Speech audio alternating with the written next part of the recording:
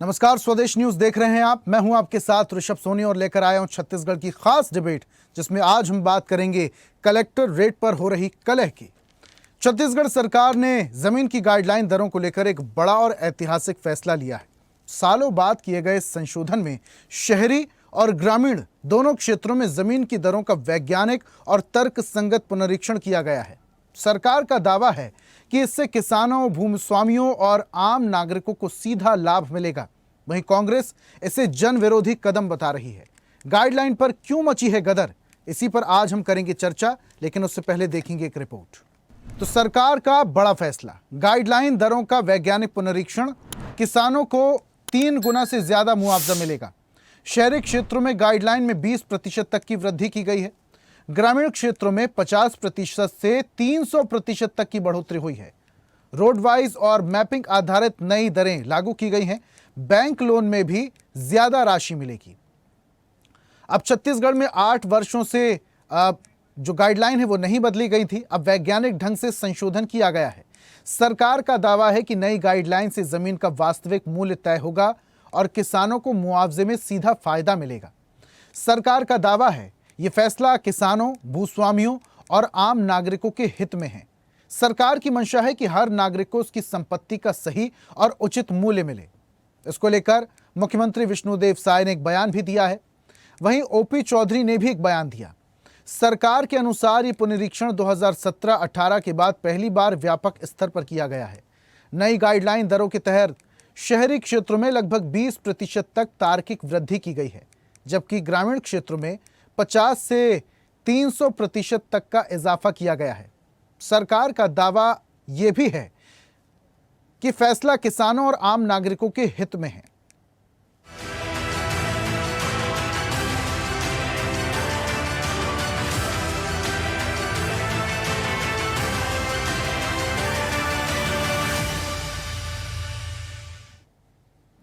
साय सरकार का बड़ा फैसला, गाइडलाइन दरों का वैज्ञानिक पुनरीक्षण। किसानों को मिलेगा 3 गुना तक अधिक मुआवजा। शहरी क्षेत्रों में गाइडलाइन में 20% तक वृद्धि। ग्रामीण क्षेत्रों में 50% से 300% तक बढ़ोतरी। रोड वाइज और मैपिंग आधारित नई दरें लागू। बैंक लोन में मिलेगी अधिक राशि। छत्तीसगढ़ में 8 वर्षों से नहीं बदली गई गाइडलाइन दरों को अब वैज्ञानिक ढंग से संशोधित किया गया है। सरकार का दावा है कि नई गाइडलाइन से जमीन का वास्तविक मूल्य तय होगा और किसानों को मुआवजे में सीधा फायदा मिलेगा। सरकार का दावा है कि ये फैसला किसानों, भूमि स्वामियों और आम नागरिकों के हित में है। सरकार की मंशा है कि हर नागरिक को उसकी संपत्ति का सही और उचित मूल्य मिले। अब हम लोग लगातार छत्तीसगढ़ के विकास के लिए रिफॉर्म ला रहे हैं और लगातार लोगों को फायदा हो, इसकी सरकार चिंता कर रही है। सरकार के अनुसार ये पुनरीक्षण 2017-18 के बाद पहली बार व्यापक स्तर पर किया गया है। नई गाइडलाइन दरों के तहत शहरी क्षेत्रों में लगभग 20% तक तार्किक वृद्धि की गई है, जबकि ग्रामीण क्षेत्रों में 50 से लेकर 300% तक का इजाफा किया गया है। सरकार का दावा है कि फैसला किसानों और आम नागरिकों के हित में है। हर नागरिक को उसकी संपत्ति का सही और उचित मूल्य मिलेगा। किसानों को 3 गुना तक अधिक मुआवजा मिलेगा। संपत्ति के एवज में बैंक लोन की राशि बढ़ेगी। कांग्रेस जब सरकार से गई तो हाउसिंग बोर्ड को मृतप्राय स्थिति में छोड़कर गई थी। वहां से लगभग 800 करोड़ रुपए के लोन का रीपेमेंट करके सरकार ने वित्तीय रूप से हाउसिंग बोर्ड को बचाने का काम किया है और बहुत सारे पॉलिसीगत निर्णय लेकर OTS 2 का स्कीम हो, पुराने परिसंपत्तियों का उचित निराकरण करके बेचना हो, या फिर जो नई बुकिंग हो रही, नए निर्माण हो रहे हो, पहले डिमांड आधारित उसको बनाने की नीति हो। इस तरह से बहुत सारे नीतिगत परिवर्तन किए गए हैं और इससे निश्चित रूप से हाउसिंग बोर्ड को एक नई ऊंचाई मिलेगी। 2000 करोड़ रुपए के आवास मेला की शुरुआत 23 तारीख से की जा रही है। इसके लिए मैं छत्तीसगढ़ के विशेषकर मिडिल क्लास लोगों को बहुत बहुत बधाई और शुभकामना देता हूं कि उनको अफोर्डेबल हाउसिंग बोर्ड के माध्यम से मिल पाएगा। उनको बहुत बहुत बधाई। उधर सरकार के इस फैसले को विपक्ष जन विरोधी बताने में जुट गया है। विपक्ष का कहना है कि कारोबारियों और भूमाफिया को फायदा पहुंचाने की कोशिश की गई। नई नीति से आम जनता पर आर्थिक बोझ बढ़ेगा। 2019 में गाइडलाइन दरों में 30% की कटौती की गई थी। 2019 की गाइडलाइन से रजिस्ट्री सस्ती हुई और आम लोगों को राहत मिली थी। इंडस्ट्रियल एरिया में जमीन की दरें घटाकर उद्योगों को बढ़ावा देने का प्रयास किया गया था। नई दरों में शहरी क्षेत्रों में 150 से 400% तक वृद्धि आम जनता पर भारी बोझ है। विपक्ष का कहना है कि नई दरों से रजिस्ट्री फीस, स्टाम्प ड्यूटी और अन्य शुल्क भी बढ़ जाएंगे, जिससे मकान और प्लॉट खरीदना आम लोगों के लिए और महंगा हो जाएगा। देखिए, भारतीय जनता पार्टी की सरकार लोगों को बेरोजगार करना चाहती है। कभी जमीन का व्यापार करने वाले या छोटी छोटी जमीन लेने वालों के 2000-1500 स्क्वायर फीट जमीन लेने वालों के की रजिस्ट्री को रोकने का, उसके नामांतरण को रोकने का काम करती है। कभी खरीदी बिक्री में अलग अलग प्रकार से पैसा लगाकर रजिस्ट्री शुल्क बढ़ाकर उनको नुकसान पहुंचाने का काम करती है। कांग्रेस पार्टी की सरकार आई थी, सबको रियायत देने का काम भूपेश बघेल जी की कांग्रेस की सरकार ने किया। अब तो वो लोग बैठे हैं सत्ता में जो लोग खुद जमीन का व्यापार करने वाले लोगों से जुड़े हुए लोग हैं। अब भूमाफियाओं के अनुसार जमीन के नियम कानून को बनाने का काम कर रहे हैं। मध्यम समझता हूँ इस प्रदेश में सब काम लोगों के छीनने वाले हैं।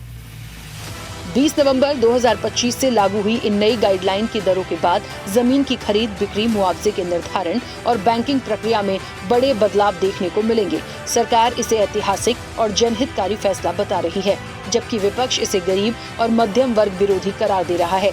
अब देखना ये होगा कि आने वाले दिनों में इस नीति का जमीनी स्तर पर क्या प्रभाव पड़ता है। ब्यूरो रिपोर्ट, स्वदेश न्यूज, रायपुर। तो कलेक्ट्रेट रेट पर कलह आखिर क्यों मची हुई है, इसी को हम चर्चा में समझेंगे। हमारे साथ कुछ मेहमान जुड़ रहे हैं। बीजेपी से हमारे साथ आलोक सोनी है। आलोक जी, बहुत स्वागत। और कांग्रेस का पक्ष रखने के लिए हमारे साथ विनय शुक्ला जी। विनय जी, आपका भी बहुत स्वागत। और चर्चा की शुरुआत विनय जी मैं आपसे ही समझता हूँ।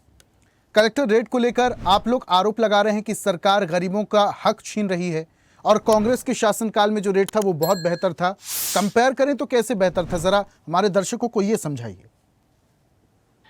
देखिए, सबसे पहले तो मैं आपके सभी दर्शकों को नमस्कार करता हूं। साथ ही मेरे साथी प्रवक्ता आलोक भाई को भी नमस्कार करता हूं।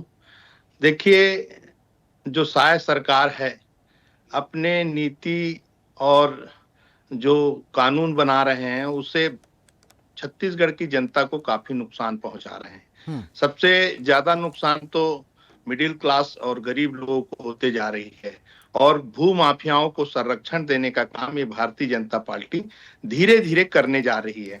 पिछले 2 साल में बहुत ज्यादा जमीनों का जो उतार चढ़ाव हमने देखा वो अभी भी चली रहा है। कलेक्टर के द्वारा 5 डिसमिल से नीचे की रजिस्ट्री बंद कर दिया गया है। उससे अनुमति लेके वो रजिस्ट्री करते हैं। उसमें जो बीच के नौकरशाह लोग हैं उसमें वो कमीशन खा रहे हैं। बिलासपुर में मैं आपको बता दूं कि जो रजिस्ट्री पर डे कम से कम 40 से 50 होती थी, अब वो 7 से 8 होने लग गई है। उसका कारण है आप कमीशन दीजिए और 5 डिसमिल के अंदर तक के आप जमीन की रजिस्ट्री करा लीजिए। ये धीरे धीरे नौकरशाह जो जमीन के दलाल लोग हैं उनको फायदा पहुंचाने के लिए भारतीय जनता पार्टी ये स्कीम ला रही है। क्योंकि आम जनता को ये सब चीज सहूलियत में होना चाहिए। जैसे छत्तीसगढ़ में पहले 2018 के बाद हमारे आदरणीय भूपेश बघेल जी के नेतृत्व में जब सरकार बनी तो काफी जमीन का जो रजिस्ट्री शुल्क था शहर इलाकों में वो कम कर दिया गया था। 30% कम कर दिया गया था, जिससे आम लोग जमीन खरीद सकते थे। अब रही बात जो सरकार मुआवजा देने की बात कर रही है ग्रामीण इलाकों में कि 300% तक के हम मुआवजा देंगे। जो मुआवजा, भाई एक किसान अपनी जमीन को क्यों मुआवजा में दे? वो तो उससे खेती करना चाहता है, कुछ काम करना चाहता है। आप मुआवजा की बात तो करना ही नहीं चाहिए। एक तो छत्तीसगढ़ में किसान की जनसंख्या 80% है। वो चाहते हैं कि अपनी खेती, अपने जो जमीन है उसको अच्छे से रखें, उससे आवक के जरिया बनाएं। लेकिन ये सरकार मुआवजा को बढ़ाकर प्रलोभन देकर किसानों को ठगने का काम कर रही है। ऐसा बिल्कुल नहीं होना चाहिए। मैं अपने साथी प्रवक्ता आलोक भाई से निवेदन करता हूं कि आप अपने सरकार को कहिए कि छत्तीसगढ़ एक अच्छा राज्य है, किसानों का राज्य है। इसमें किसान को लूटने का काम कम से कम ना कीजिए और छत्तीसगढ़ को किसान का ही पहचान बनाइए। ठीक है आलोक जी, कमीशनखोरी चरम पर है। दलालों को फायदा पहुंचाने के लिए आप ये दरें लागू कर रहे हैं। कम से कम किसानों को तो फायदा हो, उन्हें नुकसान ना हो। आप खुद ही कहते हैं हमारी सरकार किसान हितैषी है। ऋषभ जी, सबसे पहले आपके सभी दर्शकों को, साथी प्रवक्ता जी को मेरा नमस्कार। देखिए, सबसे पहले इस बात को समझने की आवश्यकता है, क्या जमीन की जो दरें हैं वो पिछले कई वर्षों से छत्तीसगढ़ प्रदेश बनने के बाद से कहें या 7-8 साल पहले जो यहाँ पर में दरों का निर्धारण हुआ था, रिवीजन हुआ था, क्या आज भी जमीन की दरें वही है? नहीं है। आज जमीन की दरें लगातार ऋषभ जी चेंज होते जा रही है, बढ़ते जा रही है। और जो गाइडलाइन है, सास की गाइडलाइन है, वो यदि पीछे रहे, कम रहे, तो सबसे बड़ा जो नुकसान होता है वो होता है मुआवजे की रकम में। हम ये नहीं कर रहे कि हम मुआवजा देंगे, मैं आदरणीय जो हमारे प्रवक्ता भाई वो समझ नहीं पाए। हम कह रहे हैं कि जो अभी देखिए, आप छत्तीसगढ़ की बात कर ले या पूरे देश की बात कर ले, अभी किस परिप्रेक्ष्य में और किस स्थिति में गुजर रहा है देश है, वो है डेवलपमेंट फेस में गुजर रहा है। हम लगातार नए नेशनल हाईवेज बना रहे हैं, एनएच बना रहे हैं और रोड रस्तों का निर्माण कर रहे हैं, जहां पर में आवश्यकता होती है में जमीन अधिग्रहण की, और उसके साथ साथ हम देते हैं मुआवजा।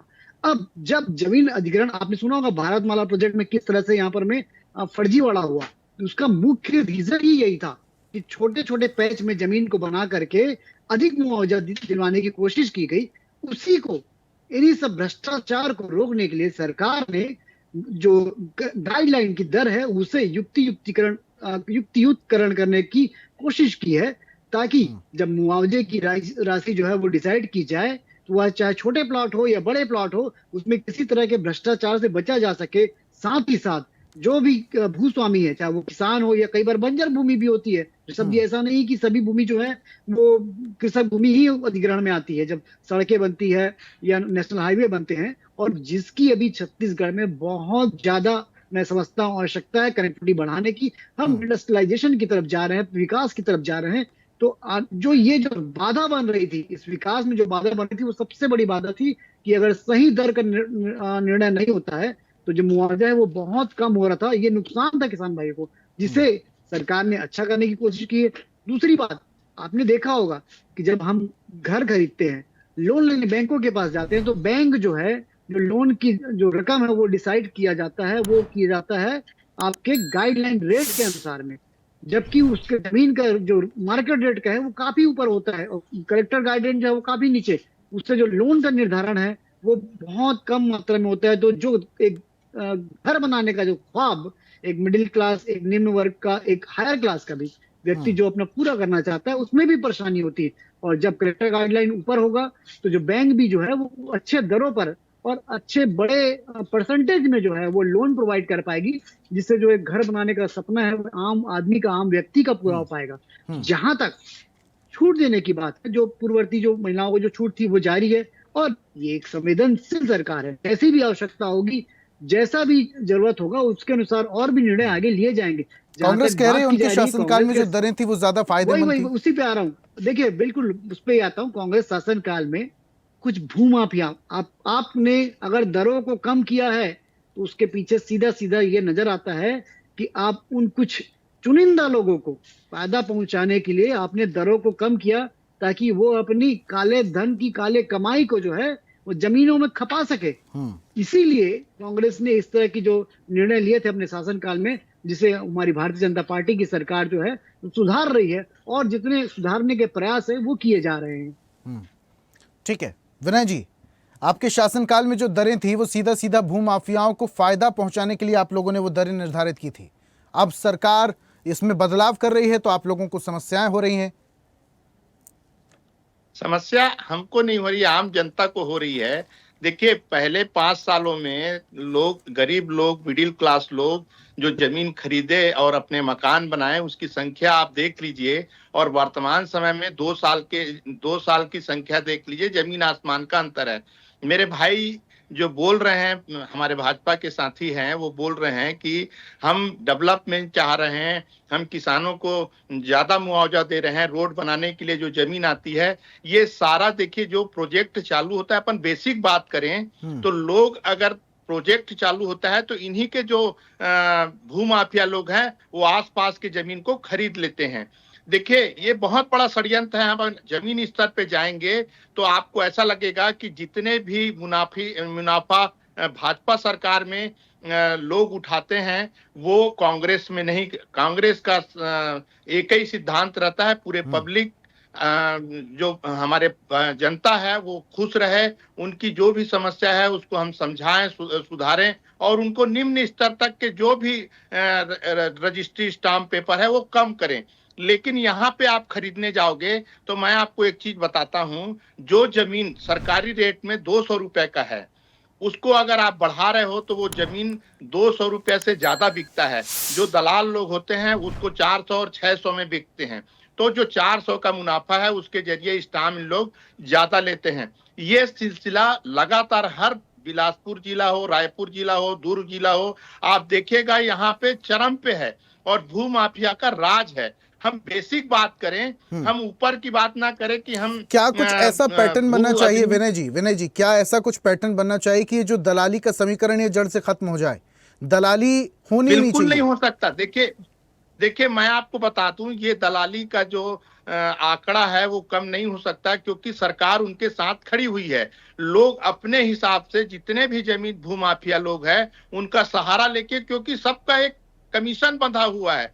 मैं इस बात में बिल्कुल पीछे नहीं हटूंगा बोलने में कि सरकार कमीशन खोरी करके जमीन की दलाली करके लोगों को, अपने आदमियों पर को ये खड़ा दलाली तो करके बहुत वो पहले से ही चली आ रही है विनय जी। इसका मतलब आपके शासनकाल में भी दलाली चरम पर ही थी।